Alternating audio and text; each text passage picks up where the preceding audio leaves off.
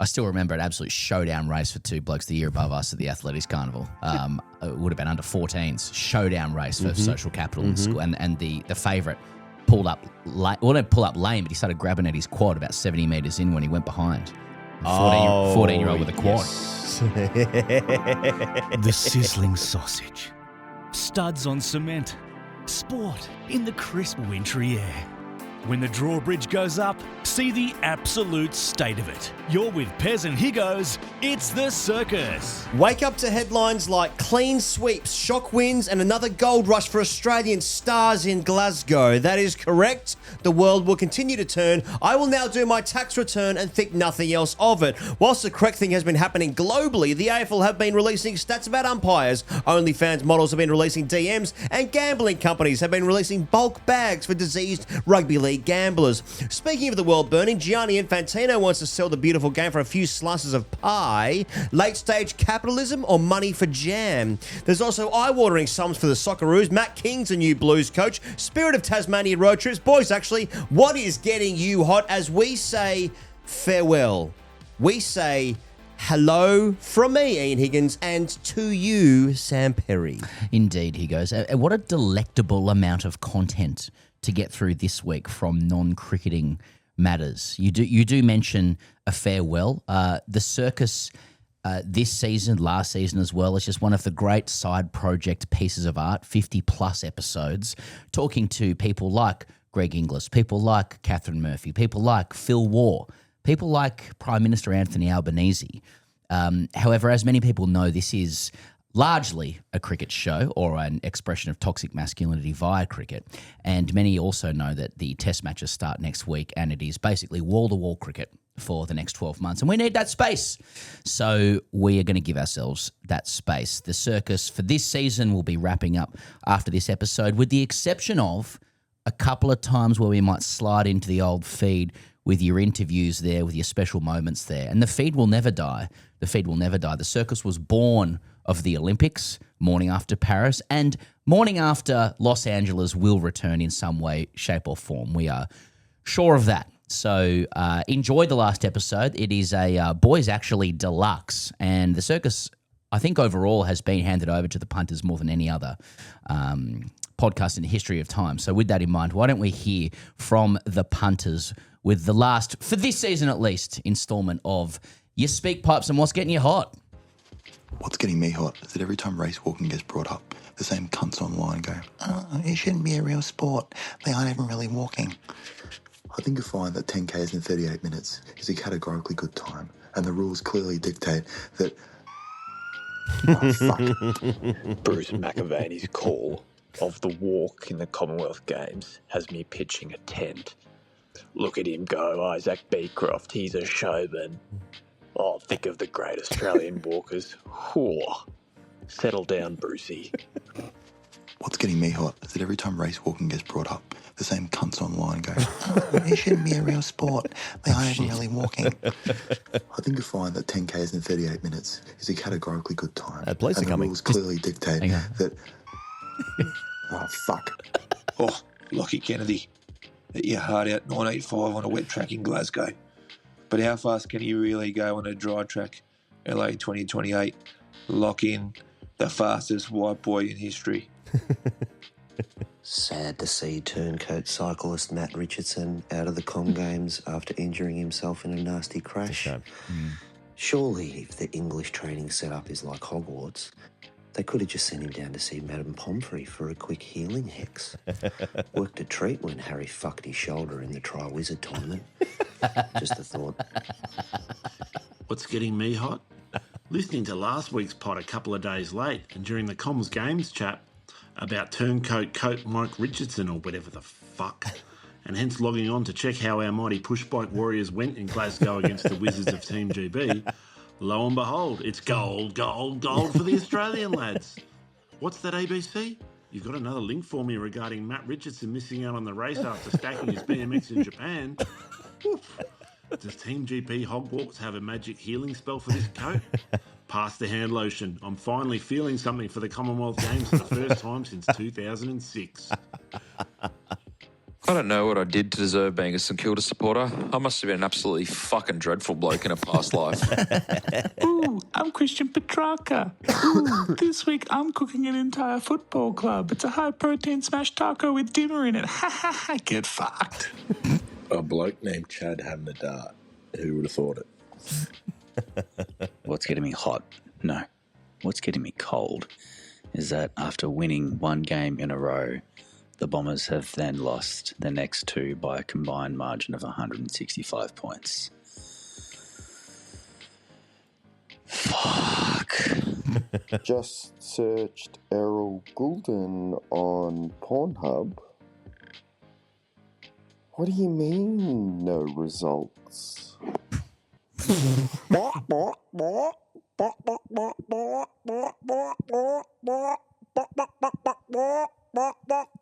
82.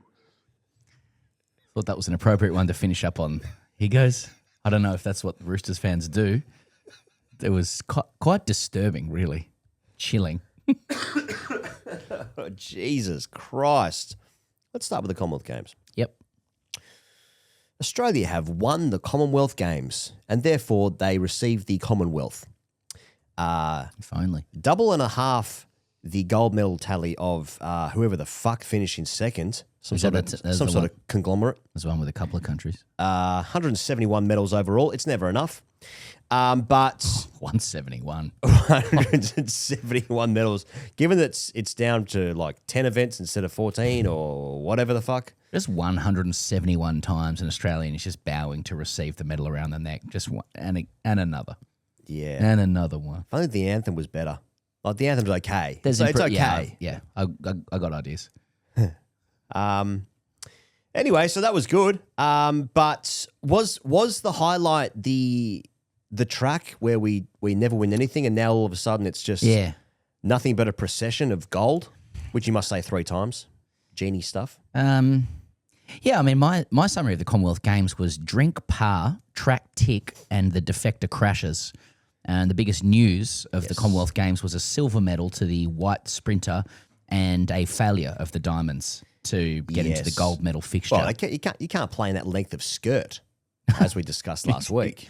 Exactly. It's not their fault. But I think it's a good sign when the biggest news is when gold wasn't won. Yeah. Right. And that's paradoxically, it's when Australia is in rude health as a sporting nation, particularly against our Commonwealth brethren. So, 4x1 men's Sydney Unilaw anchoring. What else do you want? Heaps. I want to leave the Commonwealth. Can we leave the Commonwealth? Why? 171 every 4 years. Is it? Yeah, I mean, is that 4D chess from England? I give them the medals. I'll stay. We need them. I'll stick around. I'll stick around if we win the Commonwealth Games every 4 years. I don't want to host it for taxpayer I'm happy to reasons. fuck it off. I've had enough. But maybe let us join in like Eurovision. You know? Are you saying fuck off? We're full of medals. We've had our fill of medals. Now let's change the flag, the anthem, and leave and have our own head of state. I think I'll kiss the ring. I think I'll kiss the ring for 171 every 4 years. Interesting. That's what you'd pay. Yeah, that's like everyone's got a number. Yeah, everyone's got a price. What's your price? 171. And we're winning on the track now. There's no price. Now, There's what no about price to leave. The 4x1 defeating the Olympic champions of Canada with the combination of Lachlan Kennedy, Josh Azzopardi, Caleb Law, and Rowan Browning. And that's without Nketiah and Gigi. Yep. So I think we're looking at world records when we get the A team together.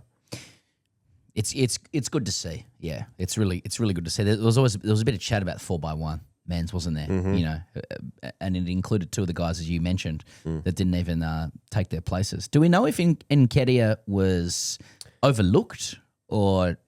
Well, I start from the positions that I know nothing.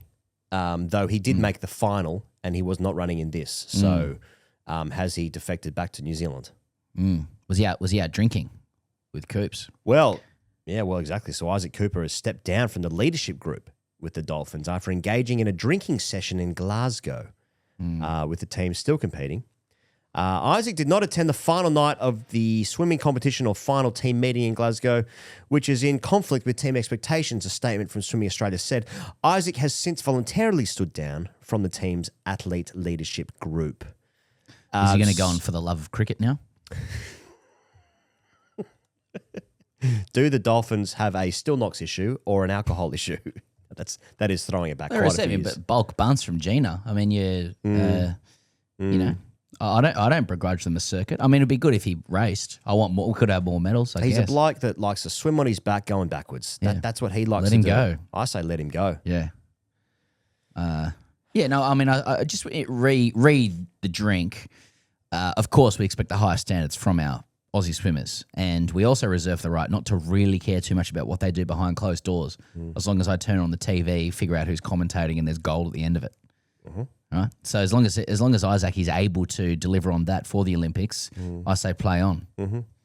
I also, just going back to the track, friend of the show, Matt Denny, who is an avid listener, at least of TGC, I'm not sure about the circus. He won gold. He's the first man in 68 years to defend a discus gold at the Com Games. And don't we love a bloke that can just throw stuff? Now, I'm not getting into, naan bread versus, what was the other one? Baguette. How far you can throw. Cum sock, I think. I'm not getting into that. What can you throw further, naan bread or a cum sock? It's a good pub test quiz. Do you reckon you can throw a golf ball? Was always a good one. Do you reckon you can throw a golf ball across the street? That kind of stuff. If you're in a hotel building, for instance, can you get into the other hotel building? There's throwing stuff. Being a man that can throw stuff, I think, is good. And well done, Matt Denny. Yeah, I agree. It's the kind of thing where he goes into the next Olympics as a gold, like expectant gold medal. We obviously do our projections ahead of time. Yes, we do. But is it the AOC produces expected golds? That is. What is that? Is that like a fucking Senate estimates thing for taxpayer money? This is how many golds we're expecting against the funding that you've got. Well, in some of the relay events, like in the drink, for instance, I'm not talking about Isaac's circuit, but in the drink events for the relays, they just basically estimate they estimate. They have put everyone's personal best times. And they say, well, if they swim anywhere near that, they're going to win. Yeah. Now, in some of these relay events, it was a farce, which is good. That's what you want. It's what I want. With Denny, if you can throw stuff a long way, that does lend itself to pub ads, but also like sort of supermarkets can get involved in that as well. Like it's family friendly. Like it's a good thing to be able to do. Like I can take this object and I can propel it further than you, A to B. I'll swing around a little bit, whatever. It's but brilliant. Like it's great. Well, that's why I think we're so excited about the track events, because a running race is just the foundation of kindergarten. That's social capital for the next 13 years. The hottest kid in school is the guy who can run the fastest. Yep. Completely agree. Well, until what age is that true, do you think? Forever. Cradle to the grave. I still remember an absolute showdown race for two blokes the year above us at the Athletics Carnival. It would have been under 14s. Showdown race for social capital in school. And the favourite pulled up, didn't pull up lame, but he started grabbing at his quad about 70 metres in when he went behind. 14-year-old with a quad. Yes. Anyway. Should we talk about this coat, Matthew Richardson? What's there to say? The cyclist who defected to Great Britain hurt himself in the Kieran. I don't like to and see couldn't anybody. race. Look, We don't listen, like- we don't like injuries somebody and hurt. crashes. I hope he's well. I hope his body's good and whatever. Sure. Hey, there's a lesson. Oh, it's a shame. There's a lesson. It's a shame, isn't it? Jeez. Imagine being Australian, defecting to England and chatting shit about it. You can fucking have him. Yeah, bottom 3 pints in the world, I'm guessing. I just got a couple others here. I shout out Delta Goodrum for a performance of Born to Try. Yeah. Must have gone out to the other countries. Was she in Eurovision this year? Yeah, I think so, yeah. One of them. One of the Eurovisions, not one of the Deltas. It was not like there's multiple Deltas. Now, from Gladiators. I noted that in the Australia went 1-2 in the women's 10K race walk, 10,000 metres. Okay. Jemima Montag, and she beat teammate Lizzie McMillan. And afterwards, Montag openly admitted that she didn't work with McMillan tactically. She said it was probably a bit selfish of me. And I'm like, are we talking about drag now? Like getting in the slipstream? My understanding of the race walk is that like nations will work together to take a bit of load off each other and maybe switch the leads, and we're talking into about your loads. drags into your loads and your workloads and that. Okay, yeah. But Donkey Montag's just said like when a chance to win presents itself, it's every athlete for themselves, and once again that's Australian. Yeah, now this is how also the Formula One works, right? Where teams try to now that is a bit more slipstreamy and the use of DRS, and I'm just saying, etc. Just to cover all DRS, knowledge.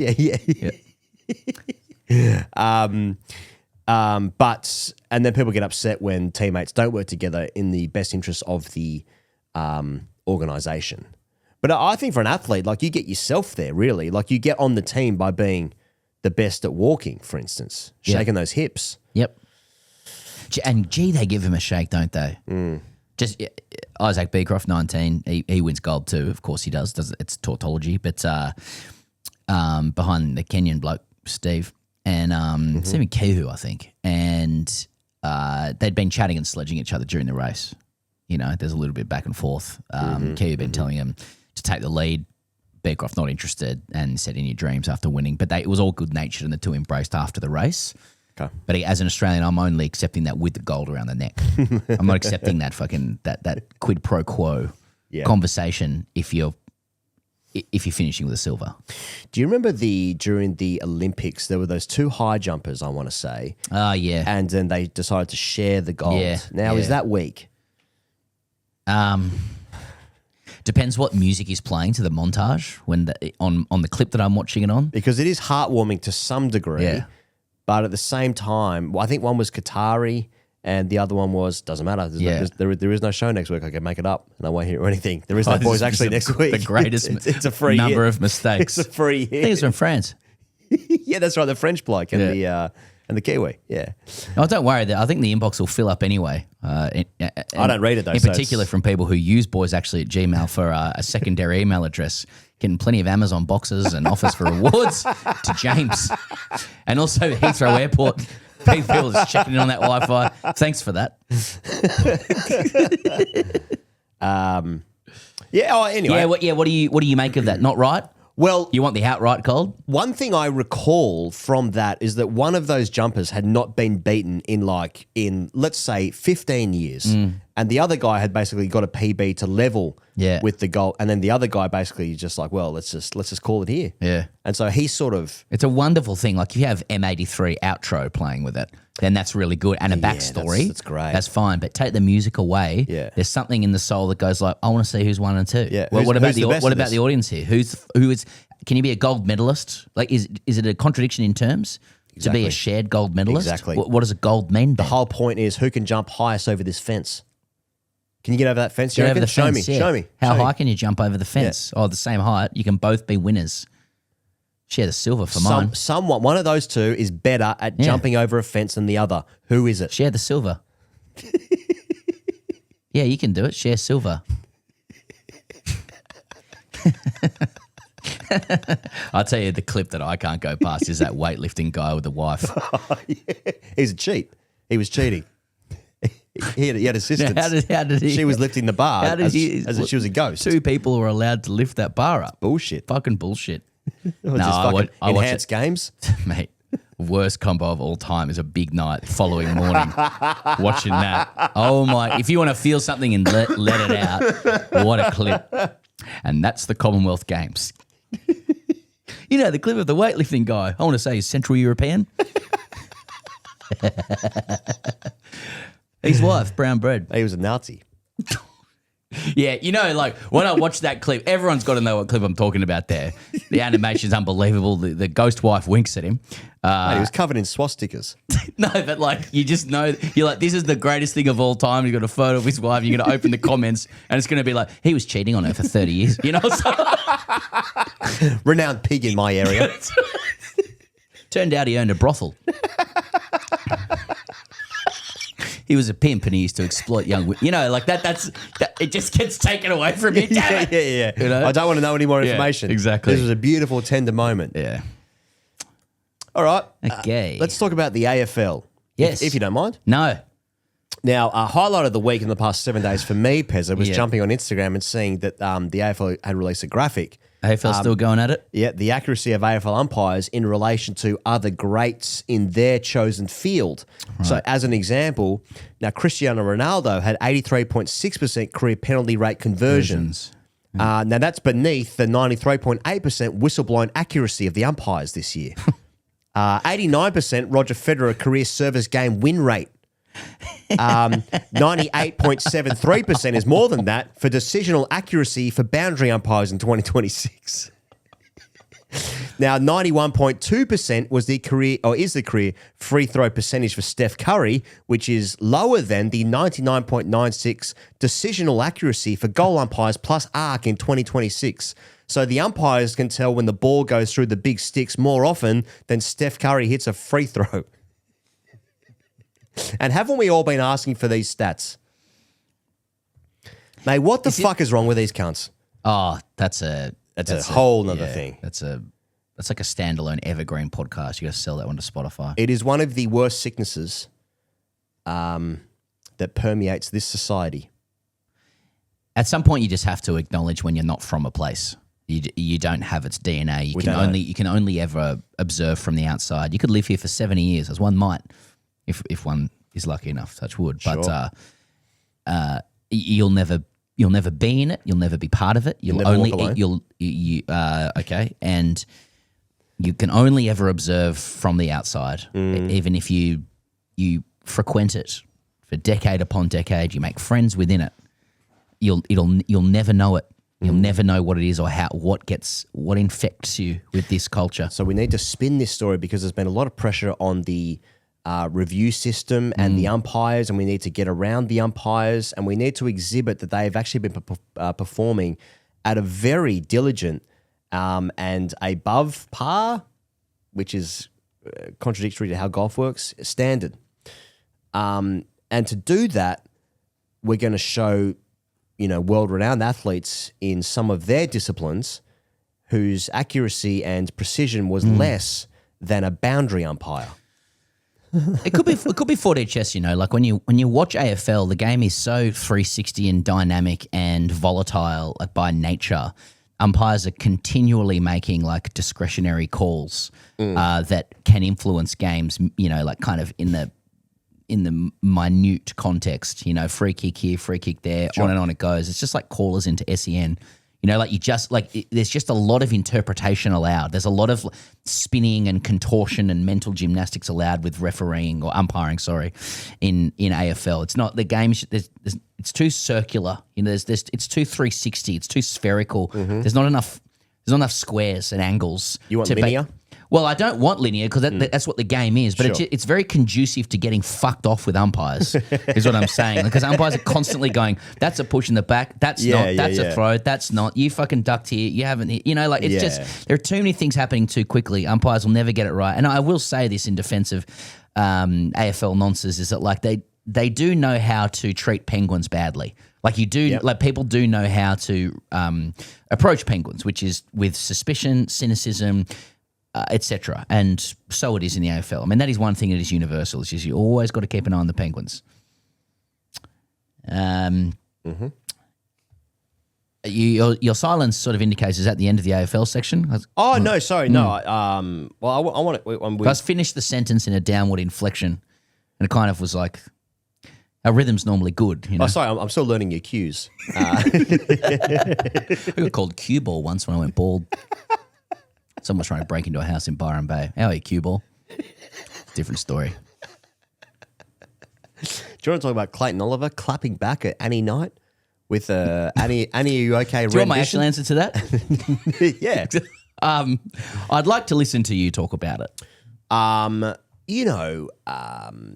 releasing of DMs for these, for her own purposes is, of course, just a business decision, right? So, she's had some famous people saying, I want to fuck you. And she's like, well, that's going to be good for business if I get that out there. It's consumer confidence. And I think that he has a right to then respond to that publicly by doing an Annie, you're okay stuff in a dressing room. I think that's play on. I think everyone's playing their part in this. And I think that's good business. Great. Yeah. Just for the uninitiated. So Clayton Oliver is a midfielder for GWS, correct? Formerly of the D's, is a premiership player, and Annie Knight is an Instagram influencer in the sort of sex category. Yeah. I think OnlyFans model is the.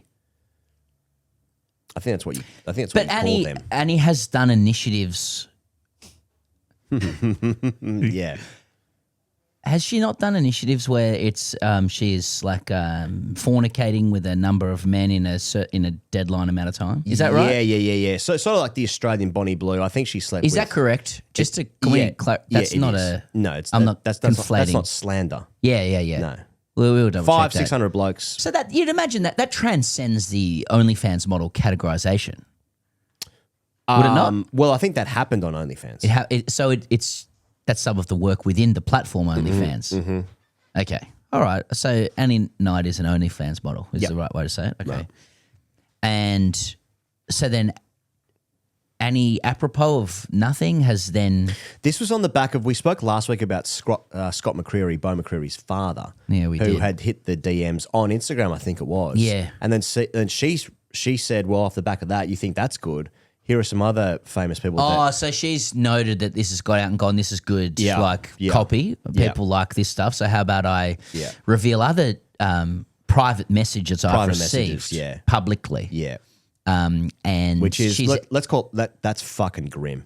That is fucking grim. That's grim. Okay. Yeah. That's where I draw the line. Yeah. Oh, yeah. Now that is. What if my DMs get read out next? I don't be prudish about it. But yeah, so that's private messages go public, and then there are players of like public note named, and then Clayton Oliver claps back online with the team singing "Annie, are you okay?" Yeah.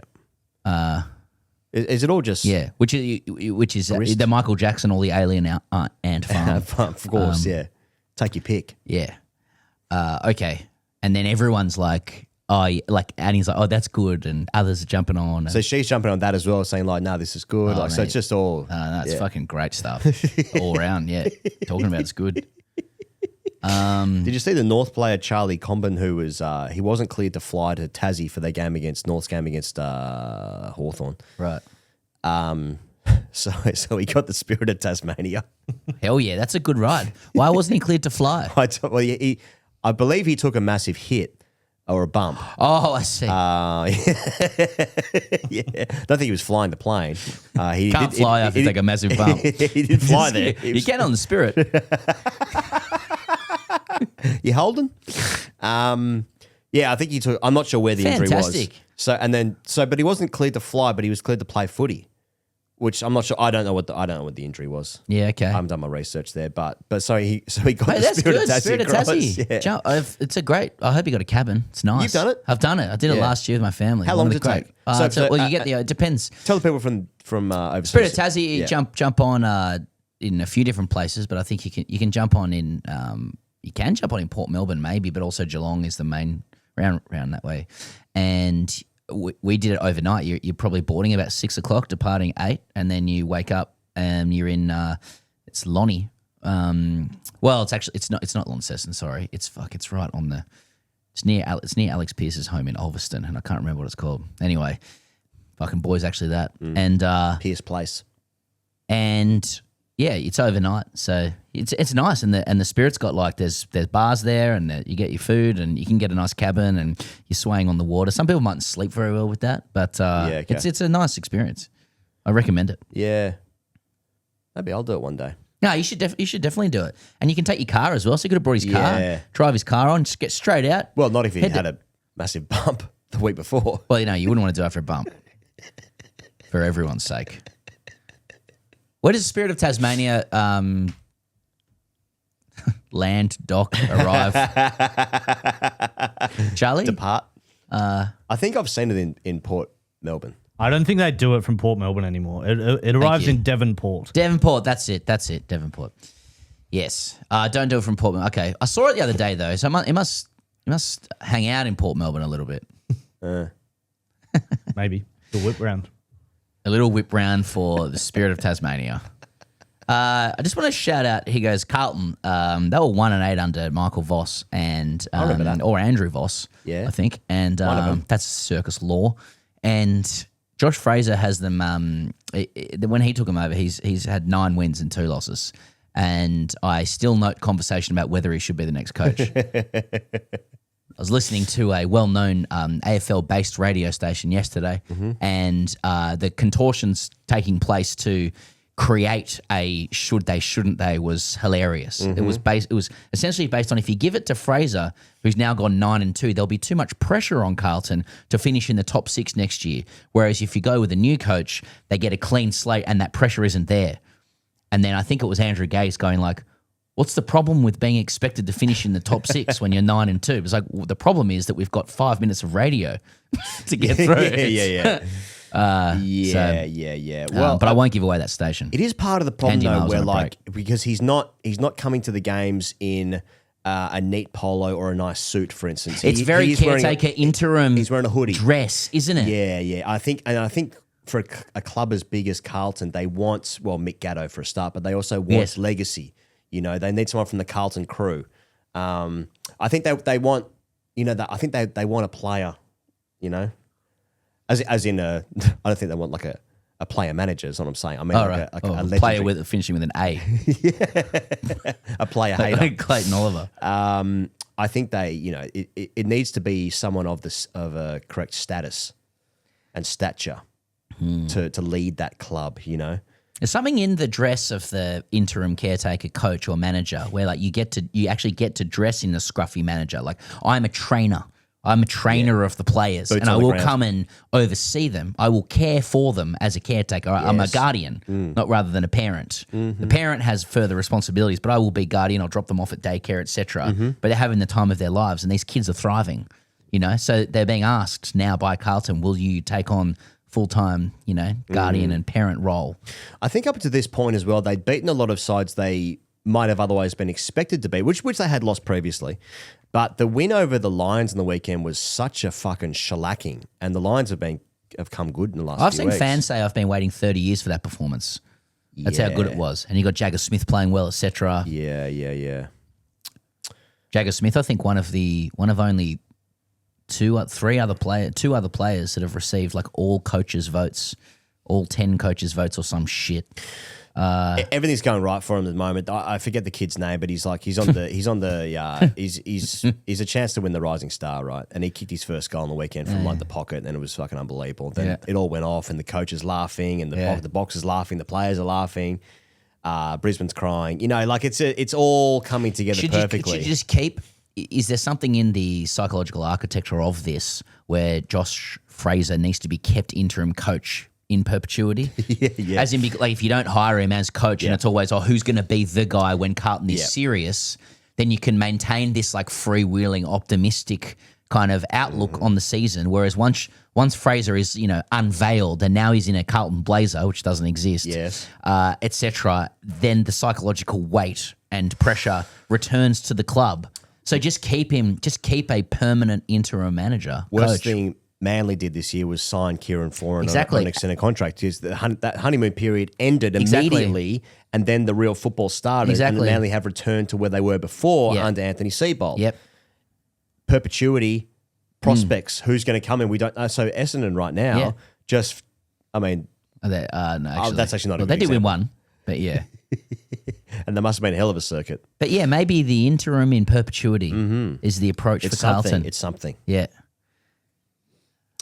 Let's talk about rugby league. Laurie Daly has officially stepped down, though I think this has been going for about 2 weeks. And Matt King... Well, the media had him stepping down before the series. He was a hell of a player. Don't forget that. Matt King has taken over. Yeah. And Matt King could play. He could play. He was a good player. He scored tries on the wing for Melbourne. He was one of those guys. King. I mean, what a player and great guy as well. Kingy. Nobody disputes this. Wonderful and a workhorse and respected in his teams and everything. And just one of these guys that he happened to be in the back line when Joey was playing. Absolutely cut. Just brilliant. Yeah. Must have been a brilliant time. Imagine playing outside that. Now, I don't know how Joey gets the coaching gig from here. Because I think the Sydney Morning Herald was running a poll on who people think should be coach after King was announced. And Joey was still the majority lead. Well, I mean, Ivan Cleary looms large, doesn't he? In a couple of years' time, I suppose. He finishes next season, next season. He's basically said, I'll do it in 28. Right. So Kingy, and now there's articles saying, well, Kingy might say not so fast. And maybe. I mean, we're such goldfish. It just depends what happens next year. Bring back Loza. Yeah. Kingy would do well to work on the aesthetic of the coach, of the Origin coach. I don't know how he... Grow the hair back? Yeah, good question. Really, I mean, I'm sure he has a sense of who he is and his own identity. He looks fit. Yeah, he looks hard boned, doesn't he? He looks like he's a hard body. What I wouldn't give. Oh, naturally hard body. Yeah. Give me a day with that and buckets. Damage. I could have been anything. I could have been anything. I could have been the Blues coach in 27. People don't know how good they got it. What about the Roosters putting 82 on the Cowboys? Yeah. 82. Yeah, really good, because I'm sure I speak for everybody here, but like when you're observing a game of rugby league, whether you're watching it or you're getting the score updates or whatever, now when it's clear that a demolition job is going on, you go through a bit of a psychological cycle, right? A team putting 40 on another team doesn't mean anything anymore, really. No. It used to a little bit, I reckon. But once you're like the 40s loom, all you want is to put 50 on them. 40 means nothing, but to say you can walk out of the ground going, we put 50 on them, or they put 50 on them, etc. Yep. Now, once you get to the 50s, 60's no good to you anymore, because to me, 50s and 60s is like, yeah, we smashed them and we took our pick of how ruthless we wanted to be. That to me is like a goal kicking conversion rate comparison. Perfect. Yeah. Exactly. Yeah.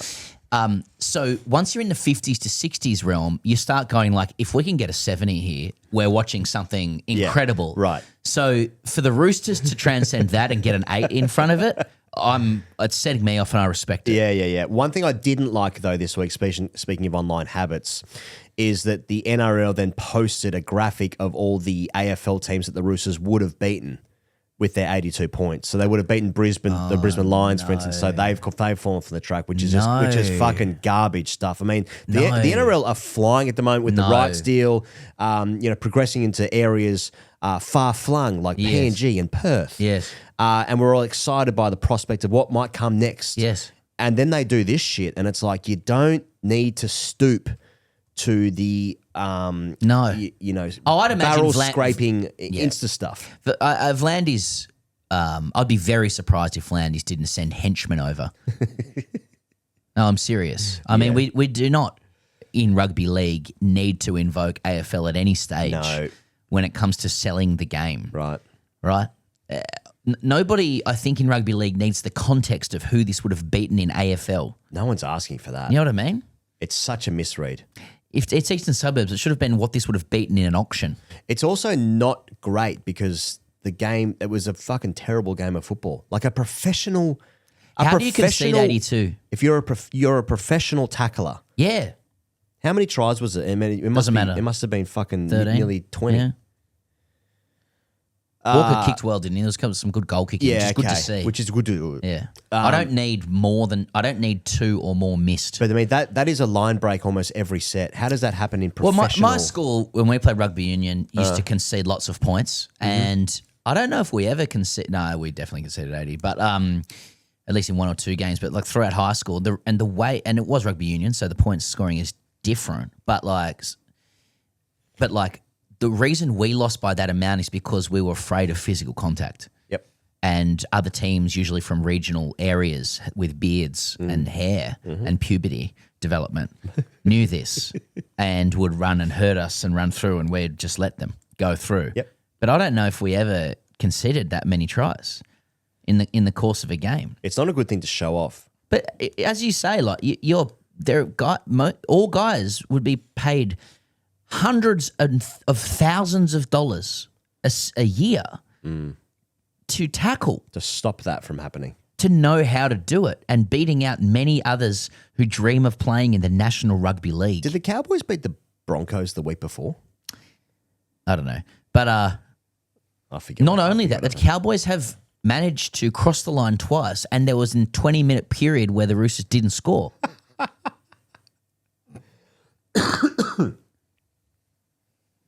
Anyway. Now, Former NRL star and viral book talk creator Luke Bateman told a parliamentary inquiry he was only 23 years old when gambling company promoters offered to supply him with illegal drugs.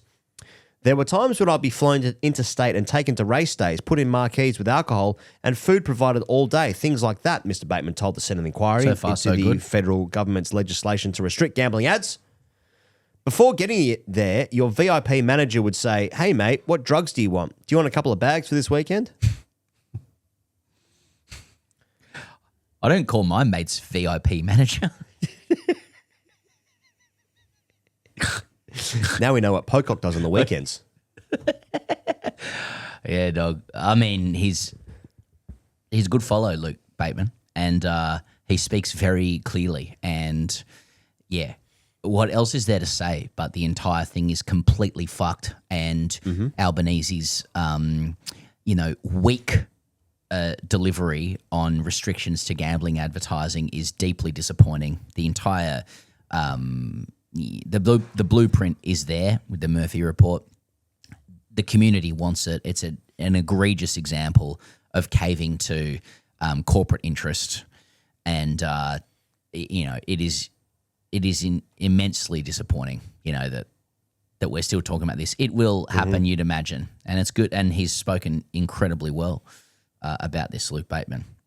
I know a lot of people, a lot of people we know who just they don't have a problem and they just like to punt, and I think that's fine. But then you look at there's so many examples of how fucking predatory these companies are. It's actually sick, as in awesome. I mean, it fucking ruins people's lives. Yeah. I don't know. Now, I don't know if you've seen this, but the NRL Rugby League Grand Final is going to line up with Pope Leo's visit to Australia, Pezza. So Pope Leo's out here. Hell of a weekend for the Catholics. Pope Leo the 14th is expected to visit the Harbour City in 2028 October long weekend to preside over the IEC. Unbelievable weekend. And I want to know who the AFL have got for their halftime show. Yeah, nice. Because Rugby League's got the Pope. We used to have family holidays in Coffs Harbour because my dad used to have work up there, and he's from a big Catholic family, and my dear grandmother, who's still with us, Nanny D, shout out. She's 92 years old. She actually, I must have been being a complete rat bag in the house in Coffs Harbour. She was with us because we hopped on a train to go to Randwick Racecourse to see Pope John Paul II. Well, that's what this is going to be. It's going to be at the racecourse. Of course, yeah. Hopefully the VIPs are there. Yeah, that's right. Where's my VIP? Where's my sports bet VIP agent?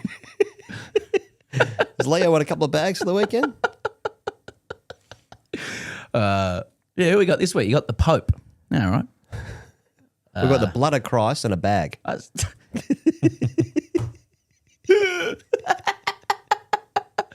How are you, Holiness? I've got a business idea for you. Someone in the bathroom there for you, Leo.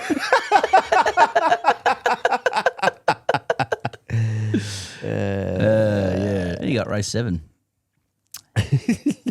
Yeah, I still remember seeing Pope John Paul II at Randwick.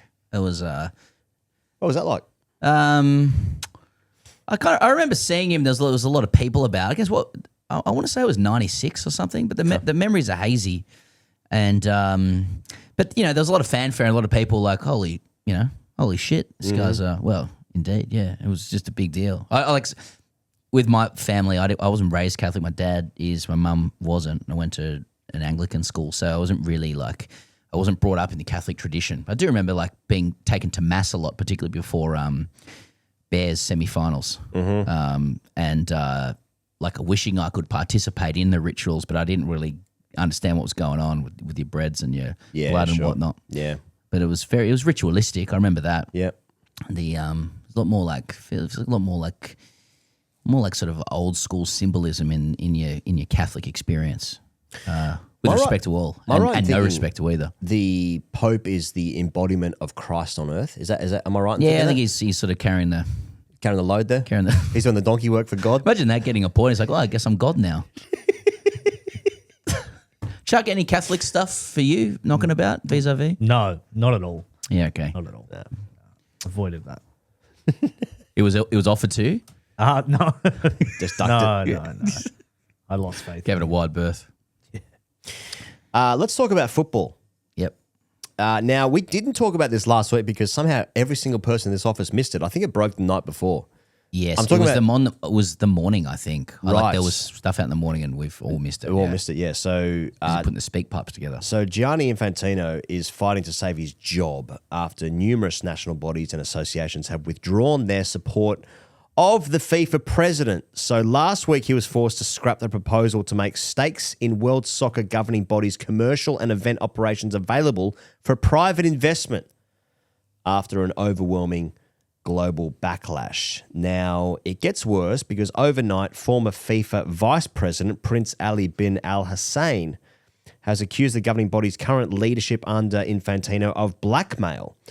Prince Ali, who is now the head of Jordan's Football Federation, claims Jordan has not been paid prize money for reaching the final of last year's FIFA Arab Cup. He claimed on social media that an endorsement of Infantino during the World Cup, quote, would go a long way to helping our FA out. So all looking pretty good football-wise. I mean, when we do the cricket show, we discuss a lot about, privatisation and where the game is going. And look, I wouldn't say there's a lot of similarities between that and, let's say, the sale of the Big Bash. But it is all particularly and extremely fucking grim. Just a guy who's trying to keep himself in power. I think there was some reports that he was going to get paid in this new structure that was going to set up about $30 million bucks a year. He was going to make money from it. He was going to make some money from it, and he would have been in charge of this thing, of course. Oh, interesting. In perpetuity, I'd imagine.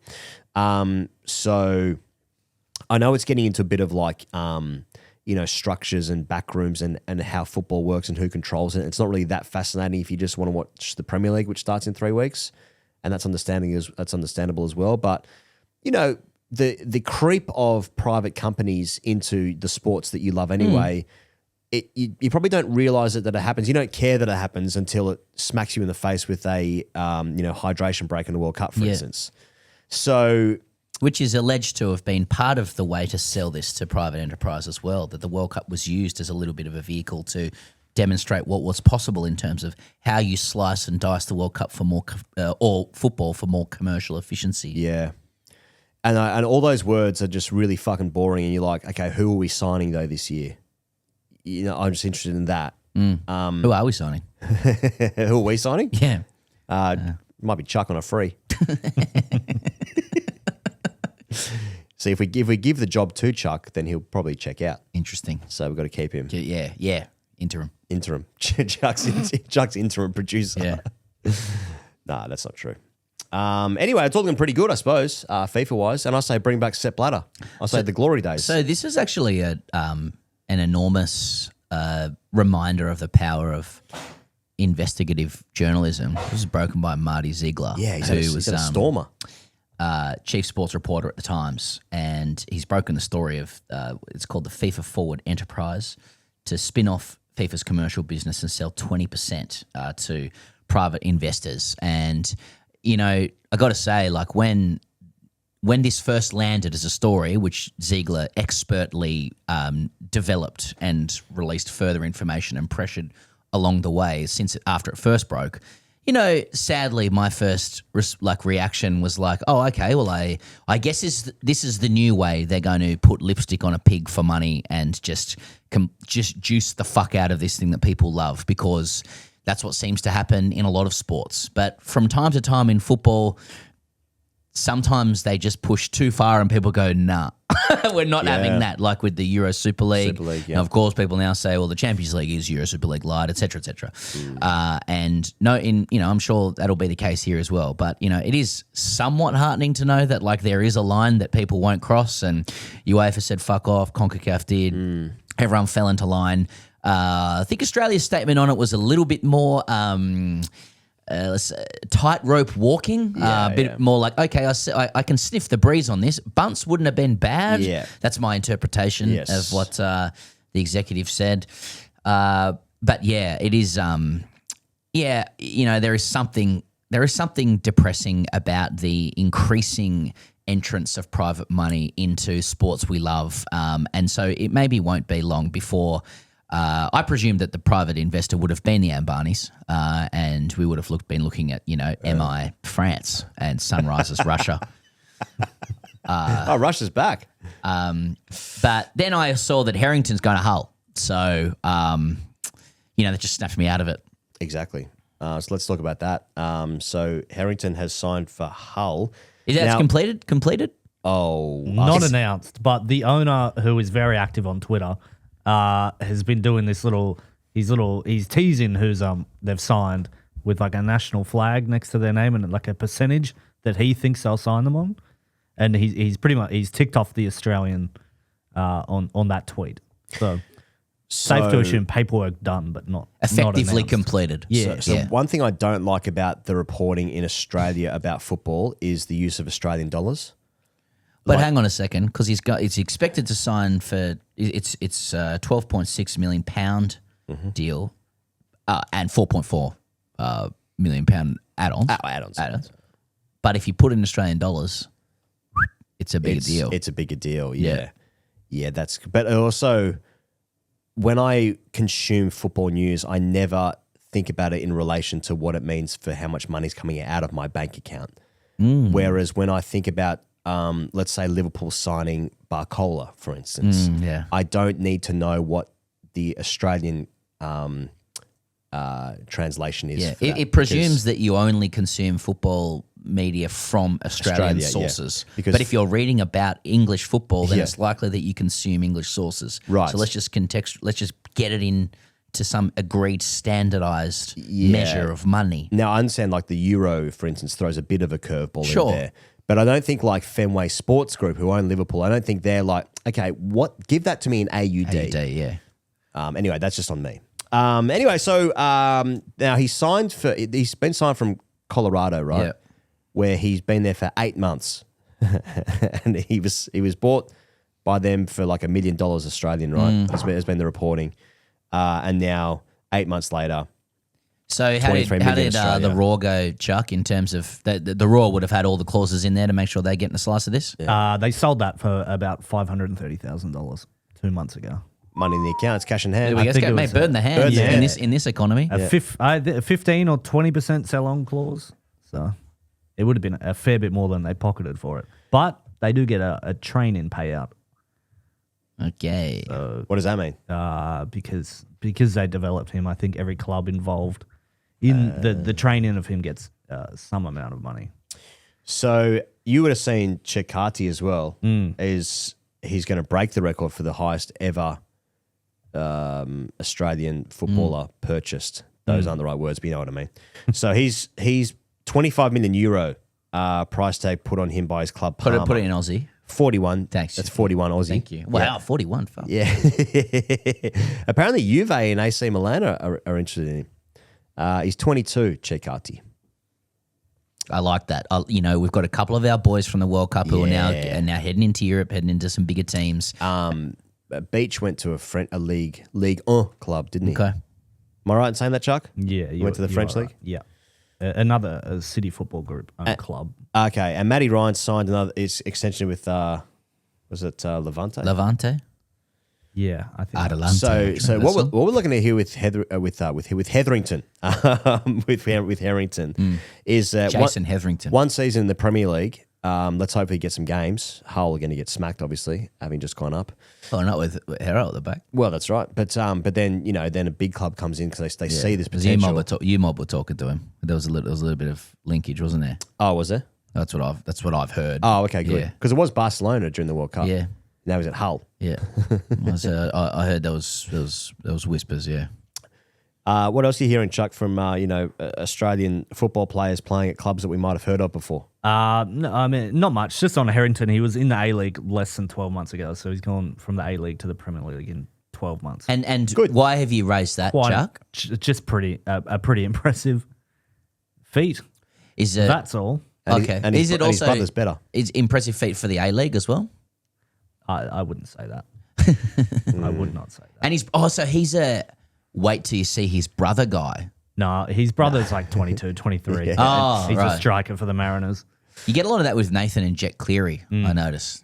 And at the same time, everyone's saying that Nathan Cleary's gone to the next level of a playmaker that we've never seen before. So cannot wait to see what Jet's doing.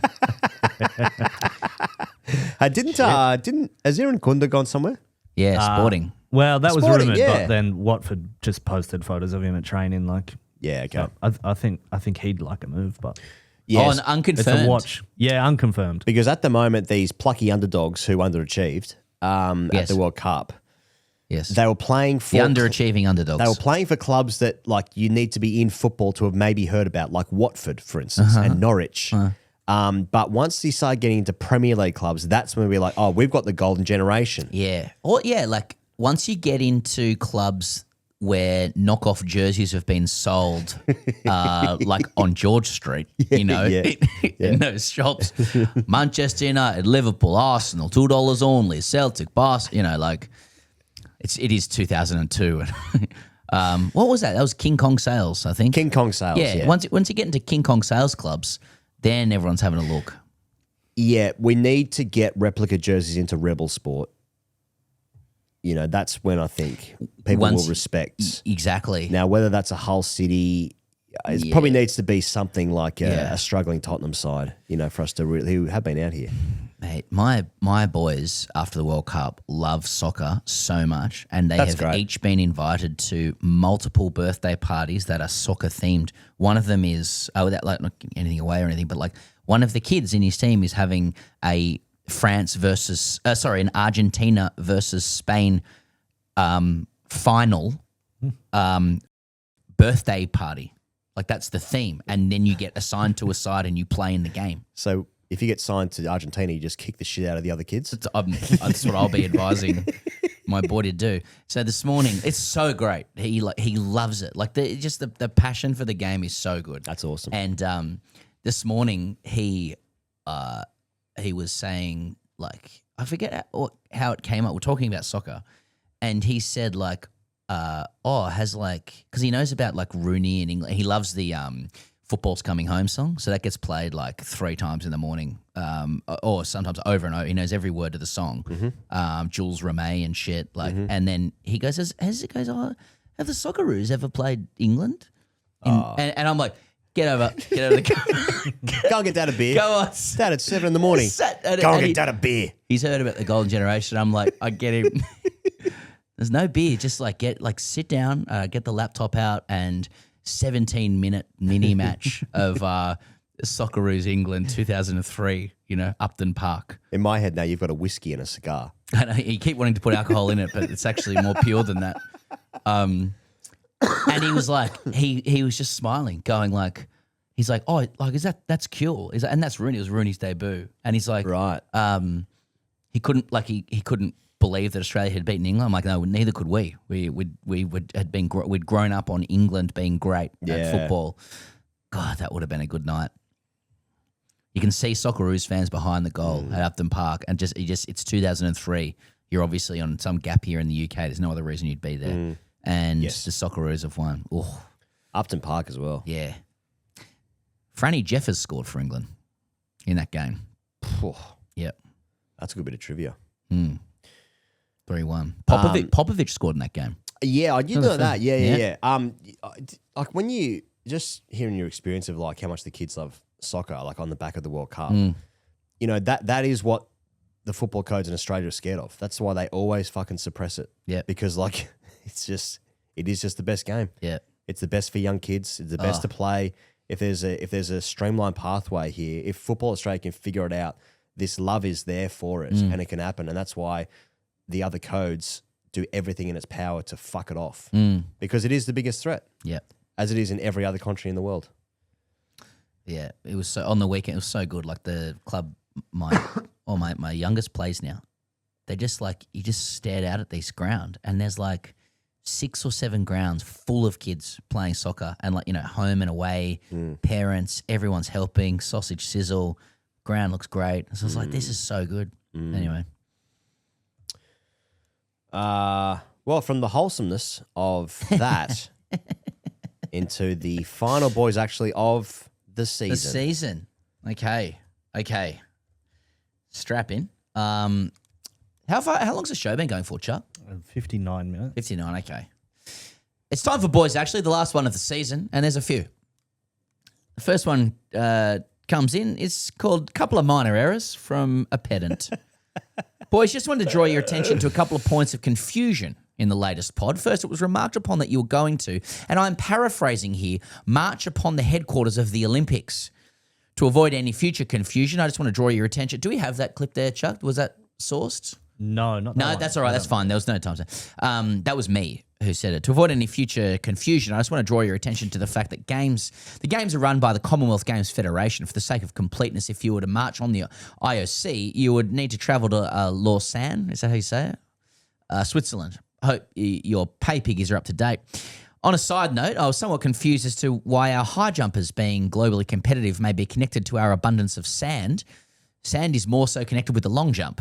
That's where they jump into a pit of sand and in an endeavour for length rather than over a bar into mats in an endeavour for height.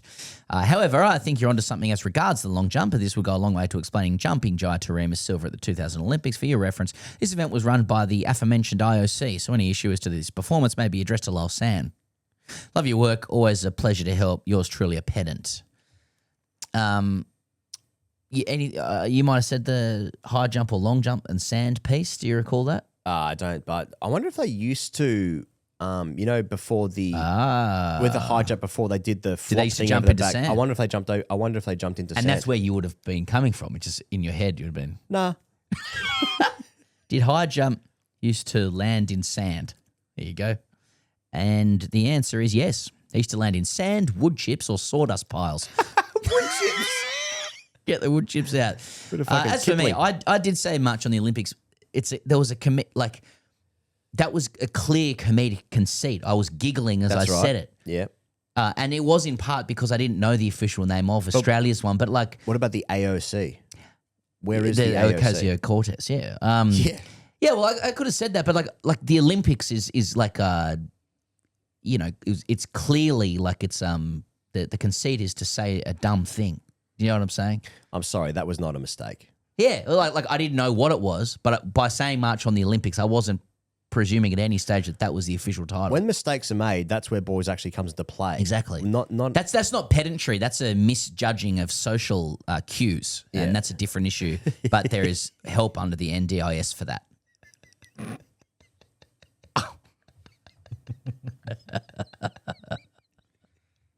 For now, I mean, people have been exploiting the NDIS for that particular purpose. I think actually, Like, if someone writes in this week and says the weightlifter guy, he wasn't covered in swastikas. He was lifting for Deutschland. That's we need to reroute the inbox to NDIS at gradecricketer.com. I couldn't believe when Higgins said that he was frog marching in a tribute to Charlie Chaplin with a moustache that tickled.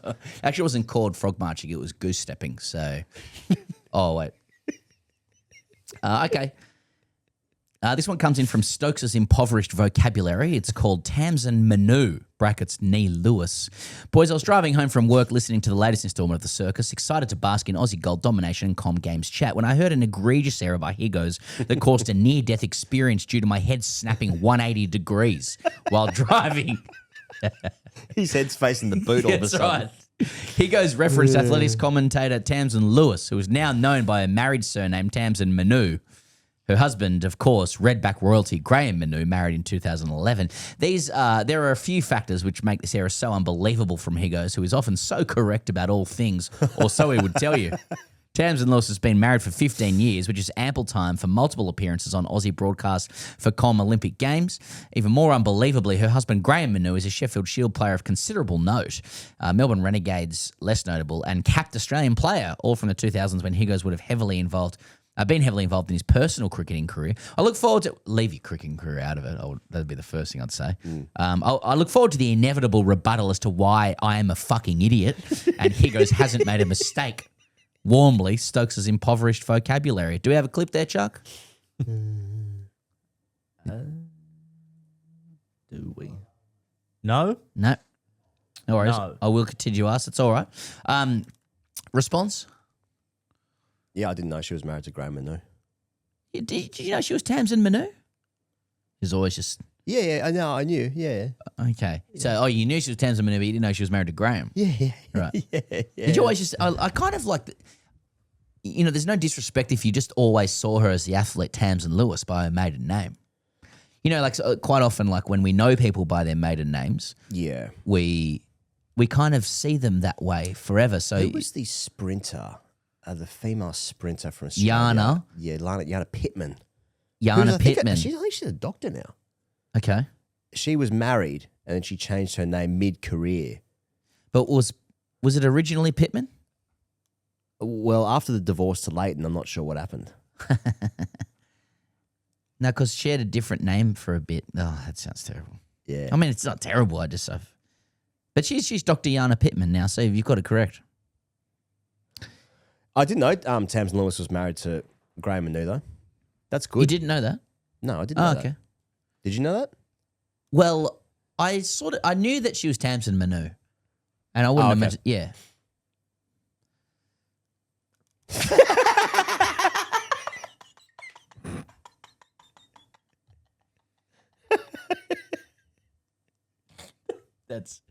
That is the essence of this entire show. Doing cricket for fucking 10 years and I want to talk about whether I knew it was Tamsin Lewis or Manu. All right. This comes in from Darren. Darren gave his last name actually here, but I'll save it. It's entitled Boys Actually All Ireland Senior Men's Championship Final.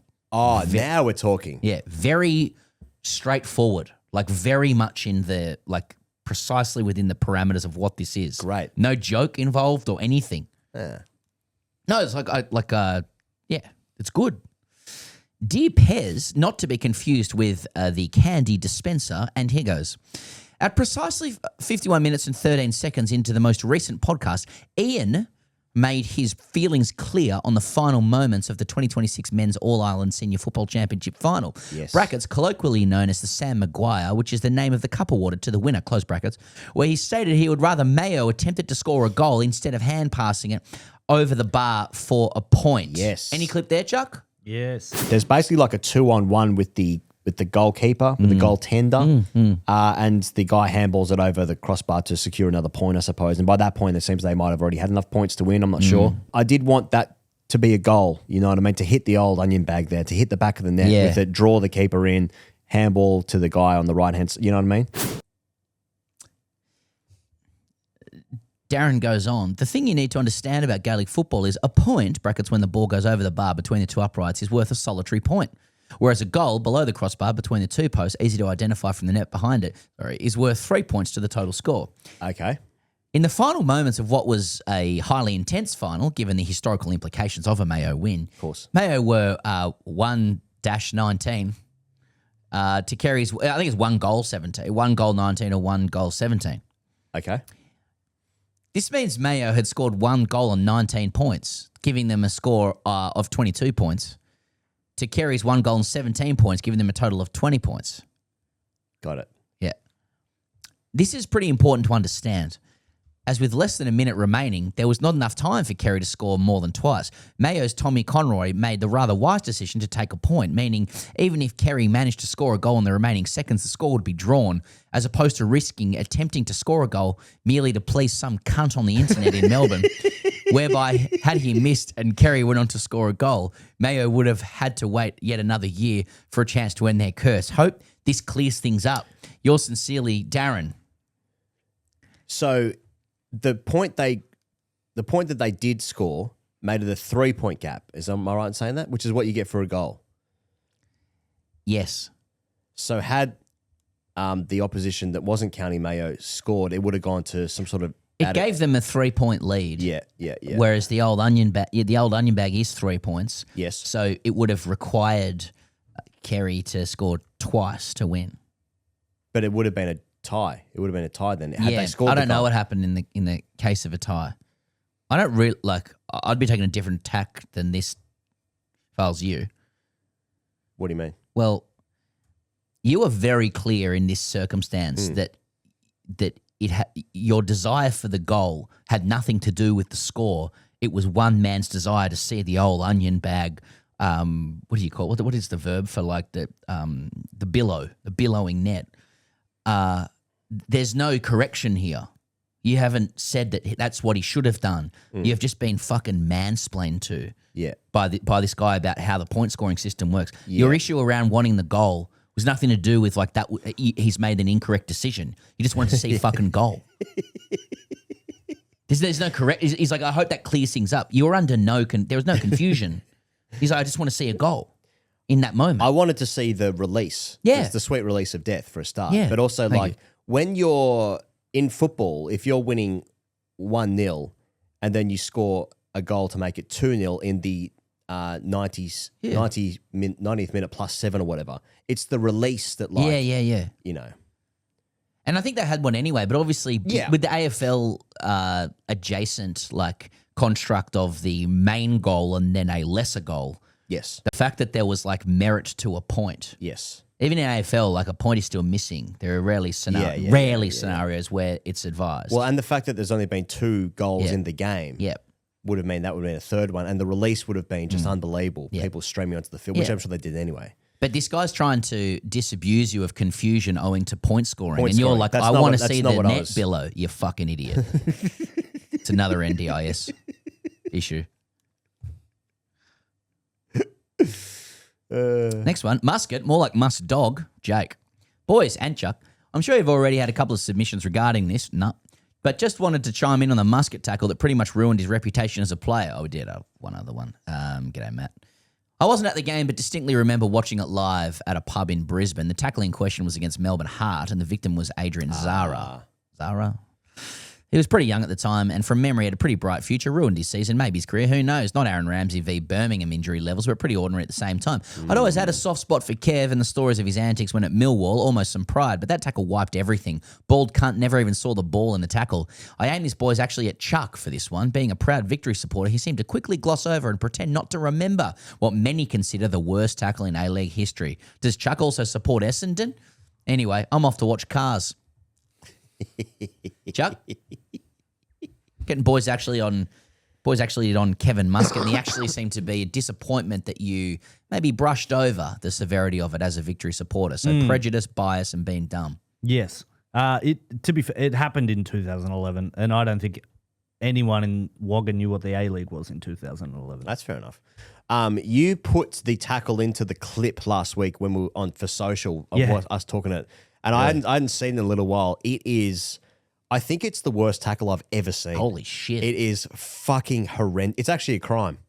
Yeah. If that happened in Sunday League, like you would be looking at pressing charges. You say you have rights. It is. I reserve my rights. It is the most disgraceful attempt of a tackle from a professional footballer. So I appreciate, Chuck, that you have excused yourself by saying I didn't see it live in 2011 because I lived in a regional town.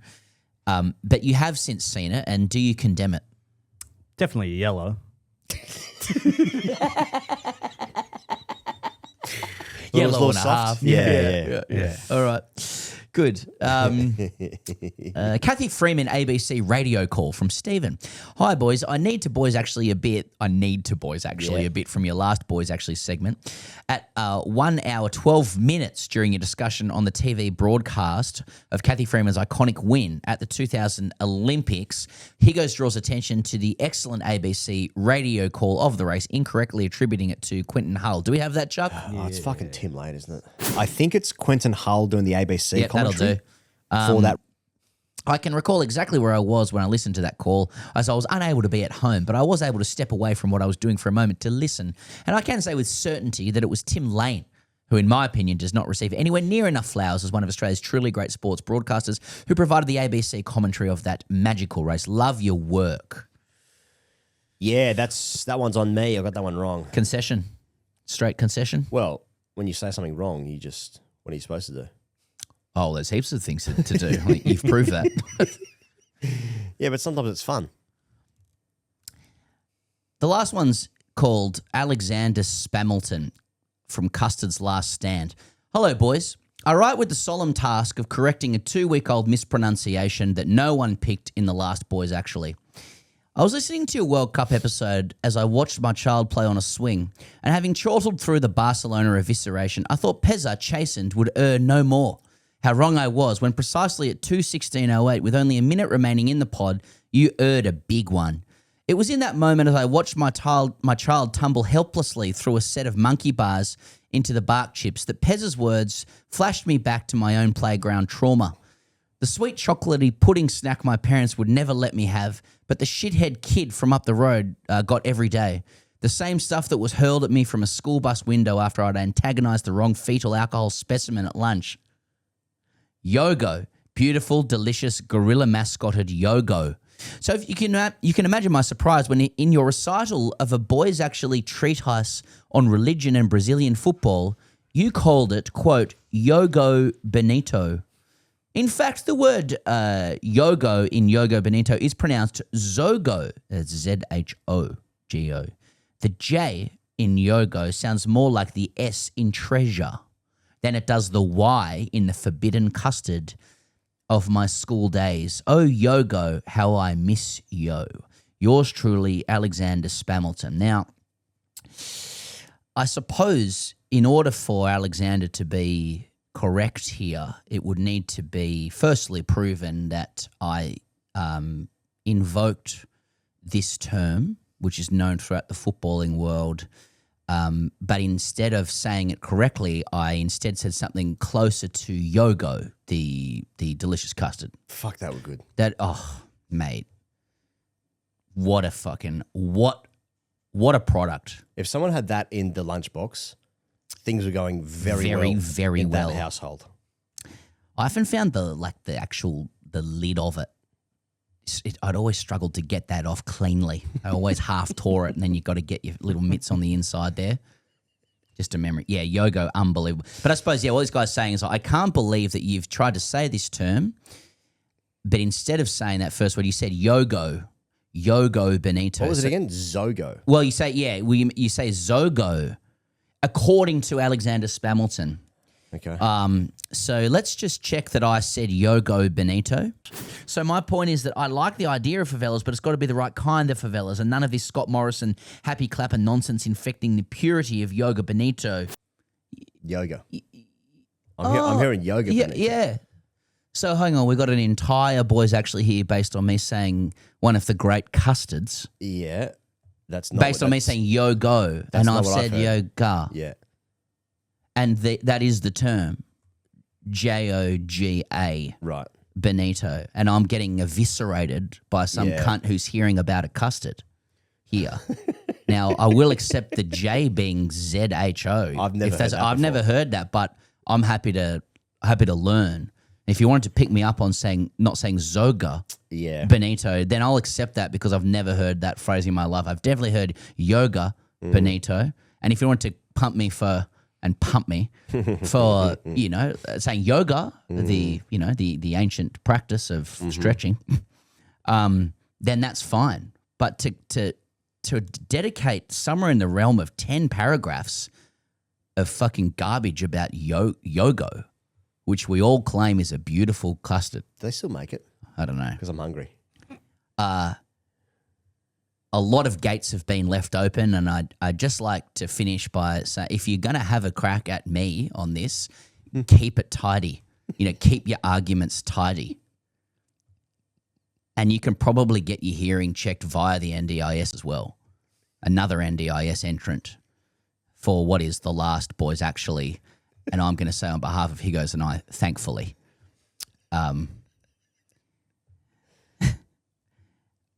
And that's it, he goes, for Boys Actually. And that's it for the circus this season. What a wonderful season it has been. I forget how many episodes we did this year. 50. Oh, this year, I don't know. But we're 50 plus. Yeah.